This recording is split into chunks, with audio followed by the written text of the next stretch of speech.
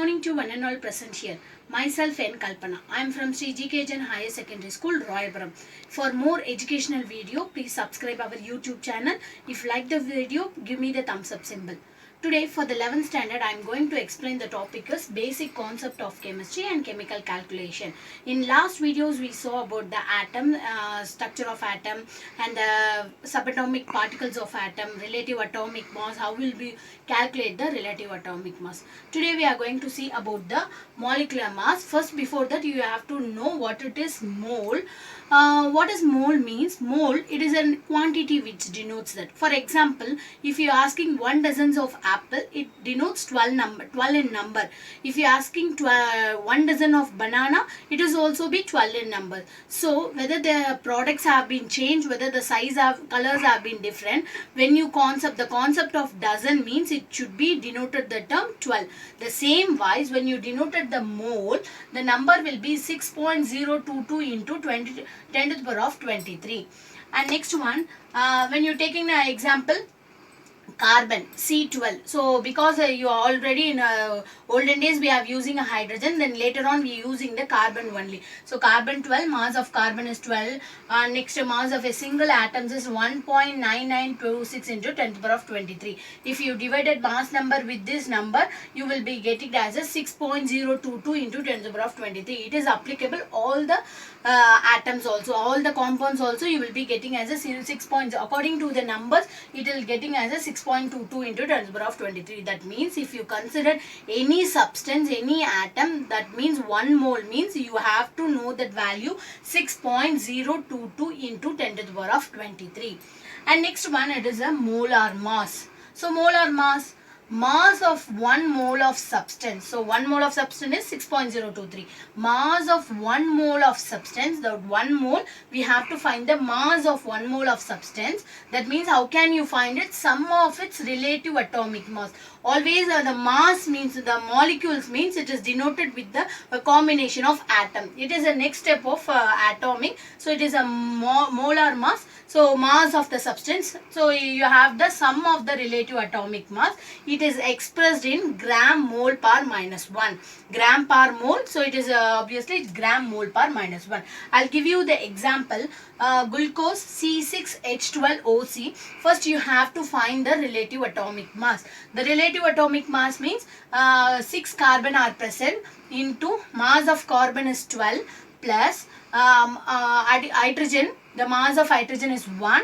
So 12 moles have been present. So 12 into 1 plus oxygen. The mass of oxygen is 16.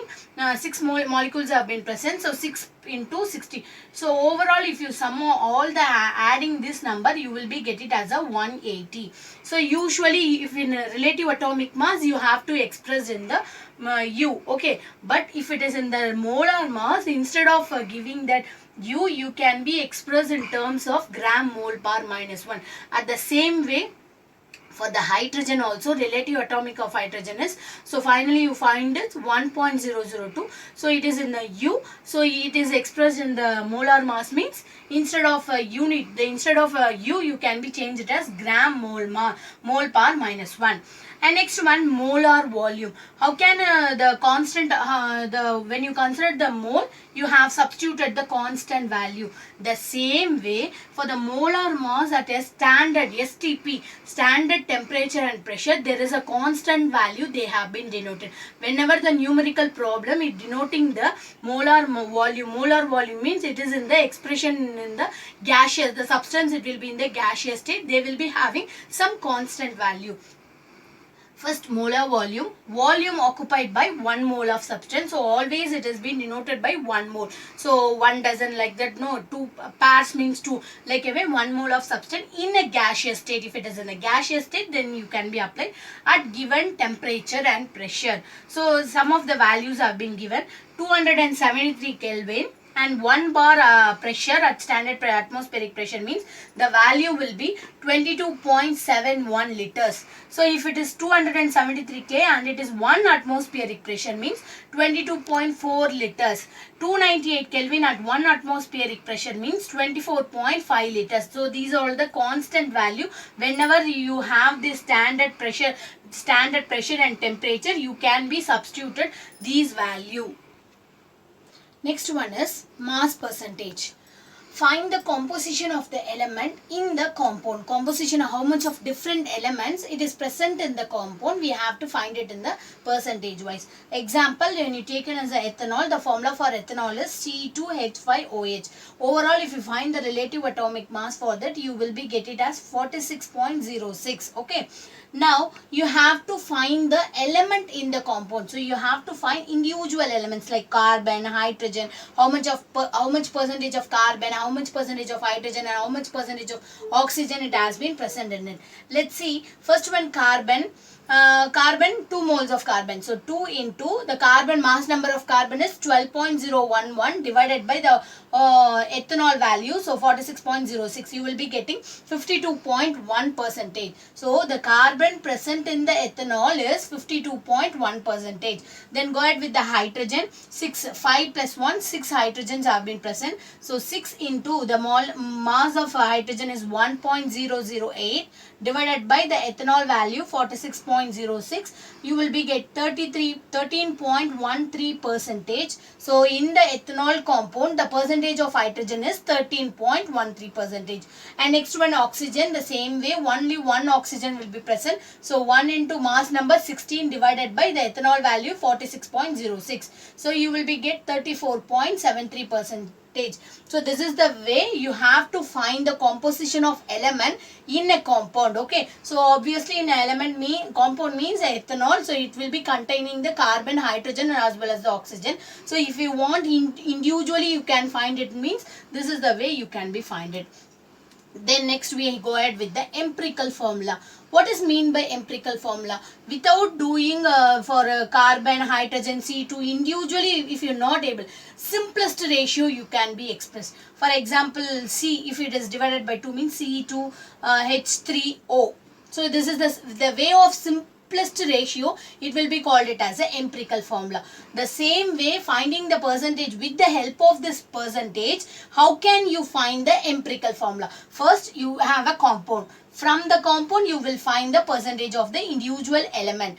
Then, from the percentage of individual element, how can you find the empirical formula? Empirical formula means simplest ratio. Let's go on. First one, element. What are all the elements have been present? Here the question, 32 percentage of carbon, 4 percentage of hydrogen, and 64 percentage of oxygen. First, you have to write what are all the elements present in the compound: carbon, hydrogen, and as well as the oxygen. Then percentage, what is given in this question, you have to percentage 32, 4 and 64. Then molar mass of the carbon 12, mass of the hydrogen 1, mass of the oxygen is 16. Then relative mass, number of mass, percentage divided by molar mass. So 32 divided by 12 equal to 2.66. Then 4 divided by 1, 4. 64 divided by 16, 4. So from this answer, what is the simplest value? What is the lowest value that you can be divided with the some other one? That is the simplest ratio. What is the smallest value? Compare with the 2.66 and 4 and 4. So 2.66 is the simplest value. So 2.66 divided by 2.66. 4 divided by 2.66. Then 4 divided by 2.66. You will be getting as 1.